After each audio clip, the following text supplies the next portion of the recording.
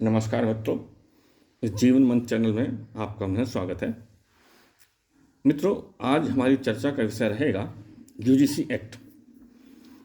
अभी हाल ही में सरकार ने एक यूजीसी अमेंडमेंट एक्ट बिल पेश किया है, जिसमें विशेष वर्ग के विशेष सुविधाएं दी गई हैं। सुविधाओं से हमें आपत्ति नहीं है, लेकिन उसके जो प्रावधान हैं वो हैं कि वो एक तरफा हैं। यदि कोई अनुसूचित जाति का व्यक्ति किसी के अगेंस्ट में झूठा केस लगा देता है तो उसे तुरंत कॉलेज से निकाल दिया जाएगा और उसका जीवन बर्बाद हो जाएगा।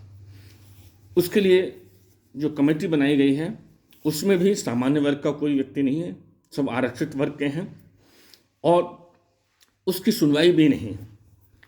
तो यह बहुत ही विभाजनकारी और विध्वंसकारी प्रावधान है। मित्रों, अन्याय अन्याय होता है और अन्याय में हमको जाति धर्म नहीं देखना चाहिए। जो भी अत्याचारी है उसे दंड मिलना चाहिए और जो भी पीड़ित है उससे राहत मिलनी चाहिए। परंतु आज ऐसा परिवेश बन चुका है कि उसमें SC/ST एक्ट में झूठे केस बहुत सामने आ रहे हैं, जिससे कि जो पीड़ित व्यक्ति है, जो निर्दोष था, वह 26 सालों की सज़ा भुगतने के बाद भी जेल से रिहा हुआ, निर्दोष साबित हुआ, लेकिन उसके 26 साल उसमें बर्बाद हो गए। उसकी भरपाई कौन करेगा? जिन्होंने केस लगाया, जिन्होंने इंक्वायरी की, जिन्होंने जजमेंट दिया, ये सभी दोषी हैं और ये उनको उनके किए की सज़ा भी मिलनी चाहिए। मित्रों, यहाँ पर यह है, अन्याय किसी के साथ नहीं होना चाहिए। कहीं भी अन्याय होता है तो उसका विरोध होना चाहिए और निर्दोष को सजा ना हो। लॉ ऑफ नेचुरल जस्टिस भी कहता है, thousands of guilty may go scot free but no innocent person should be punished. अर्थात हजारों दोषी व्यक्ति छूट जाएं, लेकिन एक भी निर्दोष व्यक्ति को सजा नहीं मिलनी चाहिए। यह हमारे नियम का, न्याय शास्त्र का आधार है, जिसे लॉ ऑफ नेचुरल जस्टिस या प्राकृतिक नियम भी कहते हैं। अब प्रश्न आता है कि इस सब का उपाय क्या है? मित्रों, इस सब का उपाय एक ही चीज़ में आता है कि हम योग्यता का सम्मान करें। इसमें 4 सिद्धांत हैं। योग्यता का सम्मान करें, योग्यता का निर्माण करें, योग्यता का संवर्धन करें और योग्यता का संरक्षण करें। कोई भी व्यक्ति योग्य है, उसे यथा योग्य सम्मान मिलना चाहिए।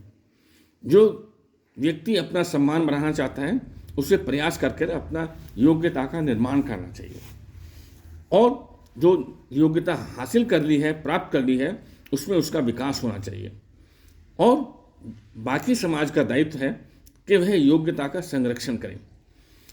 कल्पना कीजिए, अगर योग्य डॉक्टर समाज में ना हो, योग्य शिक्षक समाज में ना हो, योग्य वकील ना हो, तो समाज किस दिशा में जाएगा? अगर योग्य डॉक्टर नहीं होंगे तो व्यक्ति का रोगी का इलाज ठीक नहीं हो सकता।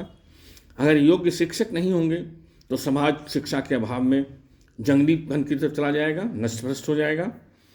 अगर उसका संवर्धन ना हो, योग्यता में विकास ना हो, तो व्यक्ति का विकास नहीं हो सकता, समाज का विकास नहीं हो सकता और उसका संरक्षण, प्रोटेक्शन, इस सब के बावजूद योग्यता का प्रोटेक्शन आवश्यक है। अन्यथा अयोग्य व्यक्ति पदों पर बैठेंगे तो समाज को नष्ट और बर्बाद कर देंगे।